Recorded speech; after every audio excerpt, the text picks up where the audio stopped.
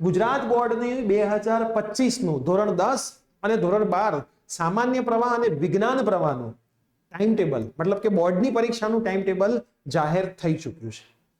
આ વિડીયોની અંદર હું તમને 2025ની અમુક મોસ્ટ ઇમ્પોર્ટન્ટ વાતો કહેવાનો છું અને સાથે સાથે આ ચેનલ ઉપર તમે પહેલી વખત જો આ વિડીયો જોઈ રહ્યા છો તો આ ચેનલ તમને કેવી રીતે હેલ્પફુલ થવાની છે, કેમ કે ધોરણ 10 પછી તમારી એડમિશન પ્રોસેસ આવશે, ધોરણ 12 પછી પણ તમારી એડમિશન પ્રોસેસ 2025માં આવશે. એમાં આ ચેનલ તમને કેવી રીતે હેલ્પફુલ થશે, એક્ઝામના નિયમો શું છે, કેમ કે ઘણા બધા નવા નિયમો 2024માં આવ્યા છે જે તમને કદાચ ખ્યાલ નથી. એ તમામ માહિતી હું તમને આજના વિડીયોમાં આપવાનો છું. તો ચેનલ પર જો નવા હોય તો સબસ્ક્રાઇબ કરી દો, બેલ નોટિફિકેશન પ્રેસ કરી દો. આપણે 2025 માટેના અલગ વોટ્સઅપ ગ્રુપ બનાવેલા છે. જો તમે ધોરણ 10 ની અંદર હોય તો ધોરણ 10 નું વોટ્સઅપ ગ્રુપ છે એમાં જોડાઈ જજો. ધોરણ 12 ની અંદર હોવ તો ધોરણ 12 નું વોટ્સઅપ ગ્રુપ અલગ છે એમાં જોડાઈ જજો.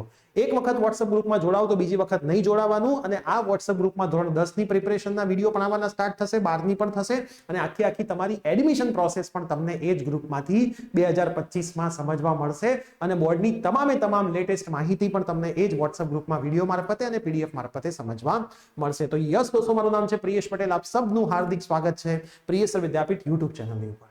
સૌથી પહેલા આપણી આ યુટ્યુબ ચેનલનો થોડો પરિચય આપી દઈએ. આપણી યુટ્યુબ ચેનલ અત્યાર સુધી એન્જિનિયરિંગ અને 11-12 ના વિદ્યાર્થીઓ માટે વર્ક કરી રહી હતી, પણ આ વર્ષથી આપણી યુટ્યુબ ચેનલ 8, 9 અને 10th ના વિદ્યાર્થીઓ માટે પણ બંને મીડિયમમાં તમને હેલ્પફુલ થવાની છે. અને સાથે 10th પછી ડિપ્લોમા અને 12th પછી એન્જિનિયરિંગ, ફાર્મસી, આર્ટ્સ અને કોમર્સના જે એડમિશન હોય છે, એડમિશન પ્રોસેસ પણ આખી ફ્રી ઓફ કોસ્ટ આ ચેનલ ઉપરથી તમને શીખવાડવામાં આવે છે. મેં પોતે બેચલર કરેલું છે, માસ્ટર્સ કરેલું છે, પછી બીએડ અને એમએડ પણ કરેલું છે એન્જિનિયરિંગ ફિલ્ડમાંથી બીઈ અને એમઈ કર્યા પછી, અને હાલ હું પીએચડી કરી રહ્યો છું. હવે જે બોર્ડનો પરિપત્ર આવ્યો છે એ પરિપત્રની અંદર આ વખતે એક્ઝામ થોડી વહેલી થવાની છે. એના નિયમો છે, રીઝન છે, હું તમને કહું છું. એની પહેલા ધોરણ 10 અને 12 ની જે પૂરક પરીક્ષા થઈ આ વખતે એ 24/6/2024 થી 6/7/2024 ના રીતે કરવામાં આવી. આ પૂરક પરીક્ષાને ધોરણ 12 સાયન્સની અંદર ઇમ્પ્રુવમેન્ટ એક્ઝામ નામ આપવામાં આવ્યું.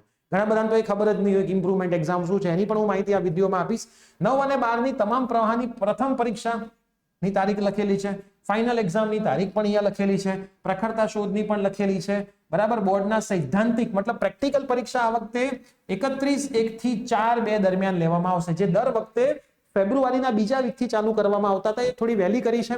બરાબર. ધોરણ 12 પ્રાયોગિક પરીક્ષા પણ 6/2 થી 14/2 માં પૂરી કરી દેવામાં આવશે. અને મોસ્ટ ઇમ્પોર્ટન્ટ બોર્ડની પરીક્ષા ધોરણ 10 અને ધોરણ 12 ની જે બોર્ડની પરીક્ષા છે એ દર વખતે 12મી માર્ચ કે 14મી માર્ચે ચાલુ કરતા હતા, જે એ લોકોએ 14 થી 15 દિવસ વહેલી ચાલુ કરી છે અને જે પૂરી થતી હતી 31 માર્ચની આજુબાજુ, જે મિડ ઓફ માર્ચમાં પૂરી થઈ જશે.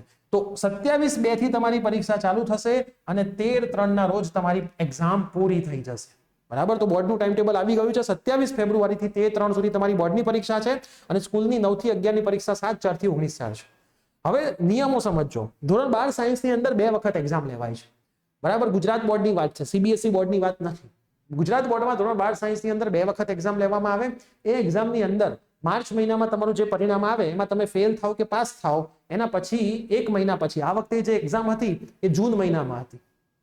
એ મોસ્ટ પ્રોબેબલી હવે આ વહેલા એક્ઝામ લેવાય છે એટલે મે મહિનામાં લેવાય. આ વખતે તો ચૂંટણીના લીધે રિઝલ્ટ મોડા આવ્યા હતા એટલે એક્ઝામ મોડી થઈ, પણ આ વખતે મે મહિનામાં એક્ઝામ લેવાશે. બંને પરીક્ષામાંથી subject wise best of 2 mark ગણાય છે. બરાબર. એટલે માની લો પહેલી પરીક્ષામાં તમારે કેમિસ્ટ્રીમાં 80 માર્ક આવ્યા હોય અને બીજી પરીક્ષામાં તમે કેમિસ્ટ્રીમાં 95 માર્ક લાવો તો એ ગણાય. પહેલી પરીક્ષામાં કેમિસ્ટ્રીમાં 80 આવે, બીજી પરીક્ષા આપો પણ કેમિસ્ટ્રીમાં 75 થઈ જાય તો 80 વાળા ગણાય, અને એ સબ્જેક્ટ વાઇઝ. તો આ એક ઇમ્પ્રુવમેન્ટ એક્ઝામનો બેનિફિટ ધોરણ 12 સાયન્સમાં આ વખતથી ચાલુ થઈ ગયો છે. તો કદાચ 2025માં સામાન્ય પ્રવાહ ધોરણ 10 માં પણ આ વસ્તુ ચાલુ થઈ શકે છે. જેમ ધોરણ 10 ની અંદર તમે કોઈ પણ મેથ્સ કેમ ના રાખ્યું હોય, બેઝિક કે સ્ટાન્ડર્ડ, તમે એન્જિનિયરિંગમાં એડમિશન લઈ શકો છો. એના નિયમ પણ હવે આવી ગયા છે. તો આ ખાસ ધ્યાનમાં તમારે રાખવાનું છે. ઉપરોક્ત પરીક્ષા નીચે પ્રમાણે લેવાની રહેશે. બરાબર. એ તમને અહીંયા માહિતી આપી છે. જેમ મેં તમને કીધું એ રીતે સંપૂર્ણ અભ્યાસક્રમ તમારો કરવામાં આવશે. તો હવે આપણી ચેનલ સરસ રીતે ધોરણ 10 ના વિદ્યાર્થીઓના પણ મેથ્સ, સાયન્સ, ઇંગ્લિશ અને એસએસ ના મોસ્ટ આઈએમપી ના વિડિયો લેક્ચર્સ લાઈવમાં શરૂ કરવા માટે જઈ રહી છે. એના માટે વોટ્સઅપ ગ્રુપમાં તમે જોડાઈ જજો. ધોરણ 9 ના સેશન પણ ચાલુ થવાના છે. ધોરણ 12 ના સેશન પણ હવે ચાલુ થઈ જવાના છે. આપણું એક પ્લેટફોર્મ એવું છે કે જે દર વર્ષે ધોરણ 12 ના વિદ્યાર્થીઓને ઇંગ્લિશ અને ગુજરાતી મીડિયમમાં માર્ગદર્શન આપે છે. આ વખતે આપણે ધોરણ 10 ના વિદ્યાર્થીઓને પણ માર્ગદર્શનની સાથે ભણાવવાના છીએ. 12th માં બી ભણાવી રહ્યા છીએ. એટલે 12th અને 10th ના જે વોટ્સઅપ ગ્રુપ છે એમાં ખાસ જોડાઈ જજો. એક વખત જોડાયા પછી તમારી એડમિશન પ્રોસેસ ના પૂરી થાય આવતા વર્ષે ત્યાં સુધી એમાંથી લેફ્ટ થવાનું નથી. સમયાંતરે જ્યારે બોર્ડના નિયમો અથવા આપણા સેશન્સ થશે એની તમામ માહિતી ત્યાંથી મળતી રહેશે.